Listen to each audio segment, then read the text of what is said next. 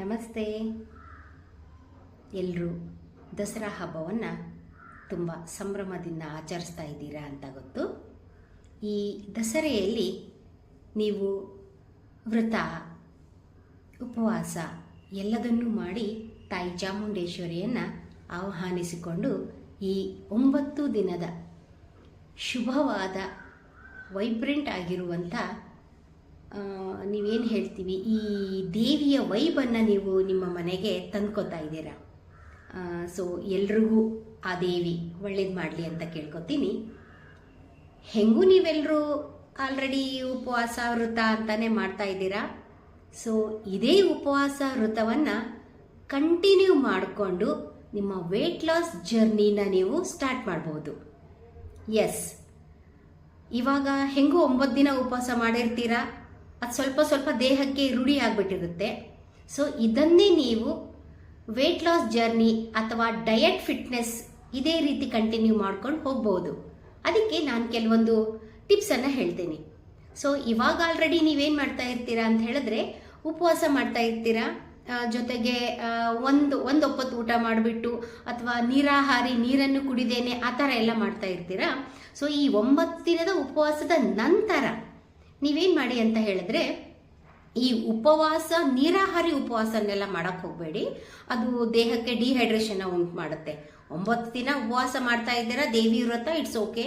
But continue ಮಾಡುವಾಗ healthy diet ಅಂತ ಏನು ಸ್ಟಾರ್ಟ್ ಮಾಡ್ತೀರಾ, ವೆಯ್ಟ್ ಲಾಸ್ ಜರ್ನಿ ಅಂತ ಏನು ಸ್ಟಾರ್ಟ್ ಮಾಡ್ತೀರಾ, ಅದಕ್ಕೆ ನೀವೇನು ಮಾಡಬೇಕು, ತುಂಬ ಅಂದರೆ ಪ್ರೋಟೀನ್ ಇರೋ ಅಂಶವನ್ನು ನೀವು ಗುರ್ತು ಮಾಡಿಕೊಂಡು, ಸೊ ನಿಮ್ಮ ಡಯೆಟಲ್ಲಿ ಪ್ರೋಟೀನು ಇರಬೇಕು, ಕಾರ್ಬೋಹೈಡ್ರೇಟು ಇರಬೇಕು, ಸೊ ಹೊಟ್ಟೆನೂ ತುಂಬಿರಬೇಕು. ಸೊ ನಿಮಗೆ ಆಯಾಸ ಆ ಥರ ಎಲ್ಲ ಏನೂ ಆಗಬಾರ್ದು.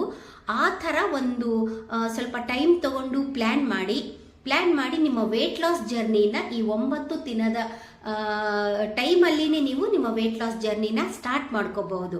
ಹೇಗೆ ಅಂತ ಹೇಳ್ತೀರಾ, ಬೆಳಿಗ್ಗೆ ಬ್ರೇಕ್ಫಾಸ್ಟಲ್ಲಿ ಹೆಲ್ದಿಯಾಗಿರೋ ಸಲಾಡ್ ತಗೊಳ್ಳಿ, ಒಂದು ಪ್ರೋಟೀನ್ ಅಂಶ ಇರೋ ಯಾವುದಾದ್ರೂ ಒಂದು ಫುಡ್ಡನ್ನು ಚೂಸ್ ಮಾಡ್ಕೊಳ್ಳಿ. ಸೊ ಜೊತೆಗೆ ವೆಯ್ಟ್ ಲಾಸ್ ವೆರಿ ಇಂಪಾರ್ಟೆಂಟ್, ಮಜ್ಜಿಗೆ, ತೆಳುವಾದ ಮಜ್ಜಿಗೆ ರೆಗ್ಯುಲರ್ ಆಗಿ ಬೆಳಿಗ್ಗೆ ನೀವೇನು ವೆಯ್ಟ್ ಲಾಸ್ ಮಾಡೋಕ್ಕೆ ಒಂದು ಬ್ರೇಕ್ಫಾಸ್ಟ್ ತೊಗೊಂಡಿರ್ತಾರ ಅದರಲ್ಲಿ ಸ್ವಲ್ಪ ಹೆಲ್ದಿಯಾಗಿರೋ ಅಂಶಗಳು ಇರಲಿ, ಪ್ರೋಟೀನ್ ಇರಲಿ, ಫ್ರೂಟ್ ಇರಲಿ, ಡ್ರೈ ಫ್ರೂಟ್ಸ್ ಇರಲಿ. ಸೊ ಒಂದು ಹೆವಿ ಆಗಿರೋ ಪ್ರೋಟೀನ್ ಊಟ ಇರಲಿ, ಜೊತೆಗೆ 1 ಗ್ಲಾಸ್ ಮಜ್ಜಿಗೆ. ಸೊ ನೆಕ್ಸ್ಟ್ ಮಧ್ಯಾಹ್ನ ತುಂಬ ಲೈಟ್ ಆಗಿರಲಿ, ಜಸ್ಟ್ ಮಜ್ಜಿಗೆ. If you are okay with that ಅಂತ ಹೇಳಿದ್ರೆ ಬರೀ ಒಂದು ಮಜ್ಜಿಗೆ ತಗೊಳ್ಳಿ, ಮಧ್ಯಾಹ್ನದ ಲಂಚನ್ನು ಕ್ಲಿಯರ್ ಮಾಡ್ಕೊಂಬಿಡಿ. ಈಗ ರಾತ್ರಿ ಊಟ.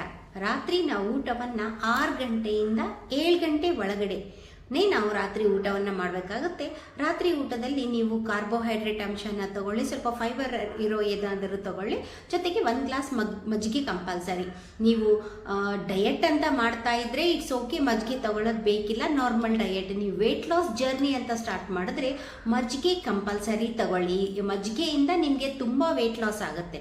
ಸೊ ಈಗ ನಾವೇನು ಮಾಡಬೇಕು ಅಂತ ಹೇಳಿದ್ರೆ, ಸಾಯಂಕಾಲ 7 ಗಂಟೆಯಿಂದ ಬೆಳಿಗ್ಗೆ 7 ಗಂಟೆವರೆಗೂ ಪ್ಲಸ್ 2 ಅವರ್ 14 ಅವರ್ ನಾವಿದನ್ನು ಇಂಟರ್ಮೀಡಿಯೇಟ್ ಡಯಟ್ ಅಂತ ಹೇಳ್ತೀವಿ, ಆರ್ ಎಲ್ಸ್ ಇಂಟರ್ಮೀಡಿಯೇಟ್ ಫಾಸ್ಟಿಂಗ್ ಅಂತ ಹೇಳ್ತೀವಿ. ಸೊ ಈ ಇಂಟರ್ಮೀಡಿಯೇಟ್ 14 ತಾಸುಗಳ ಫಾಸ್ಟಿಂಗ್ ಏನಿದೆಯಲ್ಲ, ನಮ್ಮ ವೆಯ್ಟ್ ಲಾಸ್ ಜರ್ನಿ ಜೊತೆಗೆ ನಮ್ಮ ಆರೋಗ್ಯವನ್ನು ಸುಧಾರಿಸಿಕೊಳ್ಳೋದಕ್ಕೆ ತುಂಬ ಹೆಲ್ಪ್ ಮಾಡುತ್ತೆ. ನಿಮಗೆ 14 ಗಂಟೆಗಳ ಕಾಲ ಉಪವಾಸ ಮಾಡೋಕ್ಕಾಗದೇ ಇದ್ದರೆ ನೀವೇನು ಮಾಡಿ, 12 ಗಂಟೆ ತಗೊಳ್ಳಿ. ಬೆಳಿಗ್ಗೆ ರಾತ್ರಿ 7 ಗಂಟೆಯಿಂದ ಬೆಳಿಗ್ಗೆ 7 ಗಂಟೆವರೆಗೂ ನೀವು ಇನಿಷಿಯಲ್ ಡೇಸಲ್ಲಿ ಡಯಟ್ ಮಾಡ್ತಾ ಬನ್ನಿ. ಅದರ ನಂತರ ಬೆಳಿಗ್ಗೆ 7 ಗಂಟೆ ನಂತರ ನಾರ್ಮಲಾಗಿ ನೀವು ಯಾವ ಥರ ಬ್ರೇಕ್ಫಾಸ್ಟನ್ನು ತಗೋತಾ ಇರ್ತೀರಾ ಅದೇ ಥರ ಬ್ರೇಕ್ಫಾಸ್ಟ್ ಕಂಟಿನ್ಯೂ ಮಾಡಿ. ಈ intermediate fasting is very very important. ಈ ಥರ ನೀವು ಡಯಟನ್ನು ಫಾಲೋ ಮಾಡ್ತಾ ಬಂದರೆ ಆದಷ್ಟು ಬೇಗ ನಿಮಗೆ ಒಂದೇ ತಿಂಗಳಲ್ಲಿ ರಿಸಲ್ಟ್ ಸಿಗುತ್ತೆ. ನಿಮಗೆ ಎಷ್ಟು ಸಾಧ್ಯನೋ ಅಷ್ಟು ಕಡಿಮೆ ನಿಮ್ಮ ವೆಯ್ಟನ್ನು ನೀವು ಲಾಸ್ ಮಾಡ್ಕೋಬಹುದು.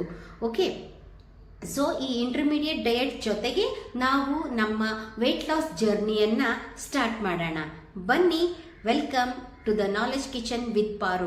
ಈ ಚಾನಲಲ್ಲಿ ನಾನೇನು ಮಾಡ್ತಾ ಇದ್ದೀನಿ ಅಂತ ಹೇಳಿದ್ರೆ, ಅಪ್ಕಮಿಂಗ್ ವಿಡಿಯೋಸ್ ನಿಮಗೆ ಈ ವೆಯ್ಟ್ ಲಾಸನ್ನು ಮಾಡ್ಕೊಳ್ಳೋದಕ್ಕೆ ಹೆಲ್ಪ್ ಆಗುವಂಥ ವಿಡಿಯೋಗಳನ್ನು ನಾನು ಹಾಕ್ತಾ ಇರ್ತೀನಿ.